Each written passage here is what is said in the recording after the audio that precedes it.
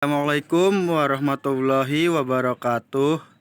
Perkenalkan, nama saya Muhammad Bastian dengan NIM 2000252, Prodi PJKR, mata kuliah psikologi pendidikan. Baiklah, saya sendiri akan meresum kembali materi psikologi pendidikan. Kontribusi psikologi pendidikan bagi pendidik yaitu menjadi pendidik lebih terbuka terhadap perbedaan individu peserta didik. Yang pertama itu untuk mempelajari situasi dalam proses pembelajaran.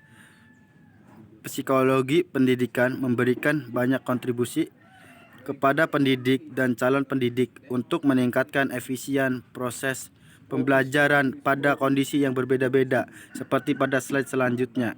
Oke, kita lanjut ke slide selanjutnya. Poin yang pertama itu A. Memahami perbedaan individu atau peserta didik. Jadi setiap peserta didik harus memahami perbedaan individu antara yang sudah dikasihkan materi sama guru. Jadi sebagai peserta didik, muridnya harus bisa memahami perbedaannya. Terus poin yang kedua, penciptaan iklim belajar yang kondusif di dalam kelas. Nah, misalnya dari peserta didik itu kita harus dalam kondisi yang kondusif gitu, jangan kondisi yang ramai. Ikuti tata aturan dari teman-teman yang lainnya.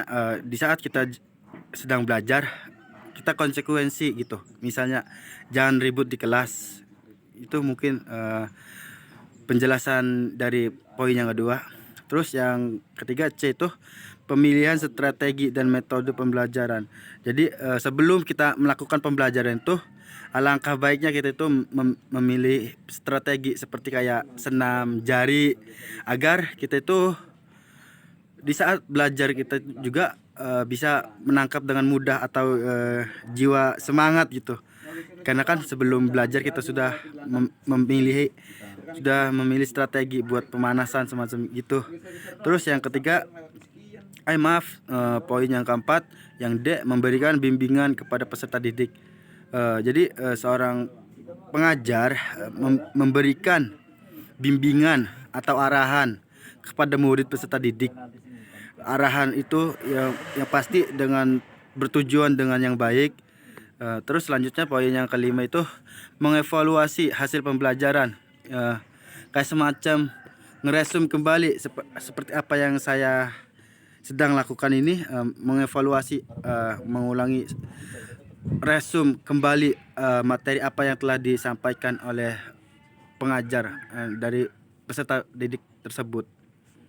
Terus lanjut ke slide selanjutnya. Yang kedua, untuk penerapan prinsip-prinsip belajar mengajar. Poin yang pertama itu menetapkan tujuan pembelajaran. Jadi menetapkan tujuan pembelajaran itu semacam kayak menetap tujuan pembelajaran itu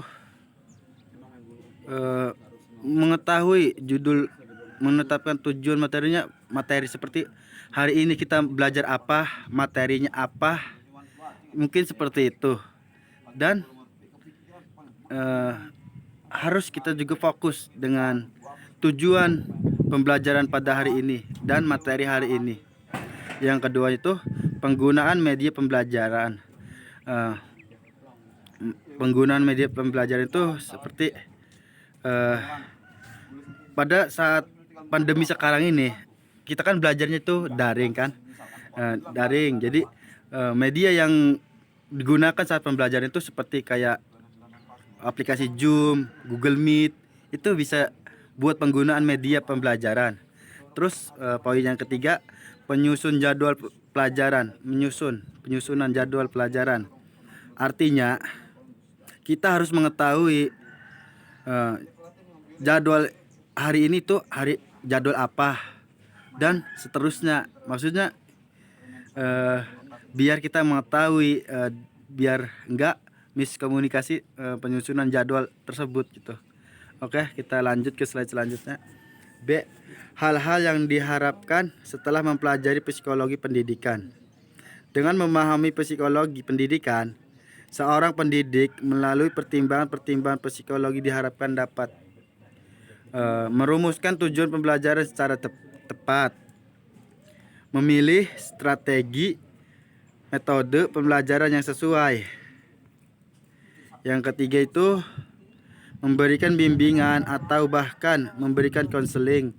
Yang keempat, memfasilitasi dan memotivasi belajar peserta didik. Yang kelima, menciptakan iklim belajar yang kondusif. Yang keenam, berinteraksi secara tepat dengan siswanya. Maksudnya di saat berinteraksi itu kayak seperti pembelajaran diskusi itu antara pemateri dan audien itu harus aktif. Aktif dalam sesi tanya jawab. Artinya biar kita belajar juga di saat berinteraksi itu aktif semuanya. Dan yang ketujuh itu menilai hasil pembelajaran yang adil. Artinya mengetahui kemampuan seorang pelajar peserta didik ini kemampuannya sebatasnya sampai mana mengenai menilai hasil pembelajaran yang adil gitu. Oke, lanjut.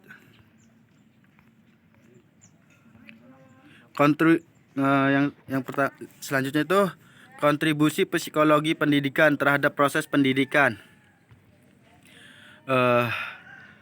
Pentingnya psikologi dalam pendidikan. Yang pertama, psikologi membantu pendidik memahami karakteristik kognitif, afektif, dan psikomotorik peserta didik secara integral. Yang kedua, pendidik mampu memahami keunikan peserta didik sesuai karakteristik psikologik masing-masing. Yang ketiga, pendidik mampu mengatasi masalah belajar dan menciptakan lingkungan yang kondusif serta menyenangkan bagi peserta didik. Oke, lanjut. Kontribusi psikologi terhadap pendidikan.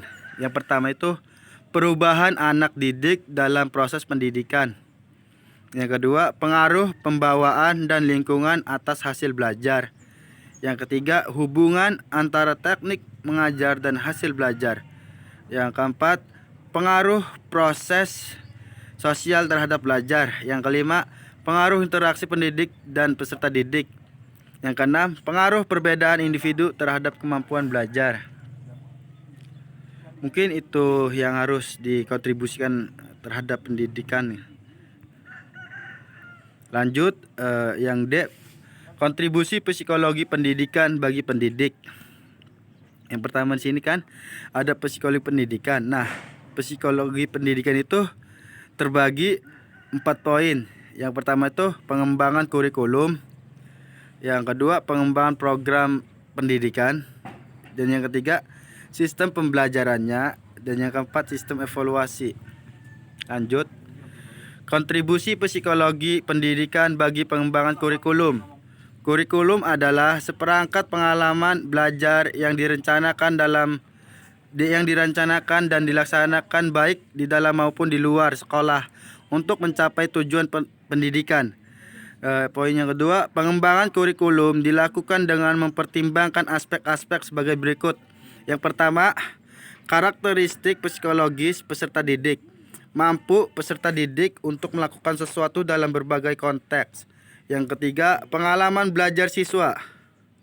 Yang keempat, hasil belajar, learning outcomes. Dan yang kelima itu standarisasi kemampuan siswa. Poin yang ketiganya, penyusunan buku ajar didasarkan pada segi-segi psikologis peserta didik. Oke, lanjut. Kontribusi psikologi pendidikan bagi pengembangan program pendidikan. Misalnya itu penyusunan jadwal pelajaran, jadwal ujian dan tersebut tidak bisa lepas dari aspek psikologis peserta didik. Terus poin yang keduanya, penentuan jurusan atau program. Agar apa? Agar kita itu tidak salah ngambil jurusan atau program. Misal kayak kita punya basicnya ke olahraga gitu, harus kita ngambil jurusannya ke olahraga, jangan ke manajemen. Artinya apa? Biar kita itu tidak salah ambil jurusan. Masing-masing seseorang itu mempunyai basicnya tersendiri gitu, agar satu program, artinya satu penguasaan yang materi yang dimampunya. Terus pengembangan program harus mengacu pada upaya pengembangan kemampuan potensial peserta didik. Nah, di sini pengembangan program itu harus mengacu pada upaya pengembangan kemampuan. Ya seperti kayak kita nih, jurusan olahraga. Nah, kemampuan apa, potensialnya apa itu peserta didik di jurusan olahraga tersebut.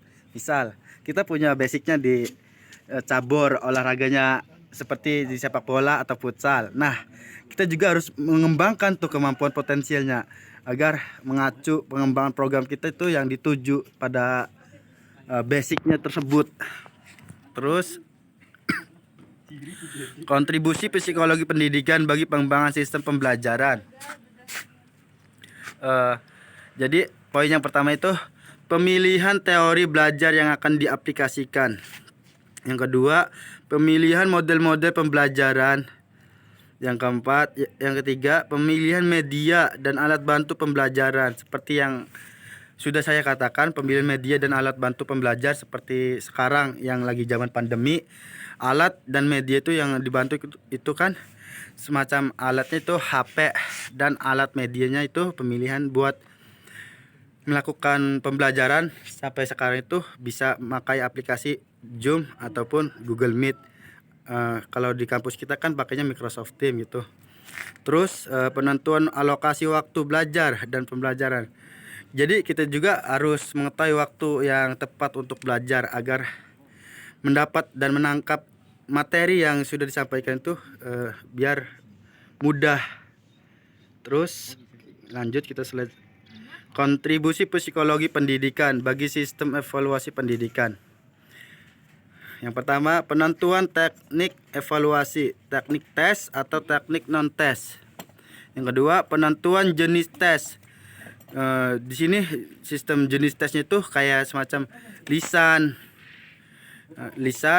tes tulis, dan perbuatan, serta objektif atau subjektif. Dan yang ketiga, penentuan mengenai waktu pelaksanaan evaluasi.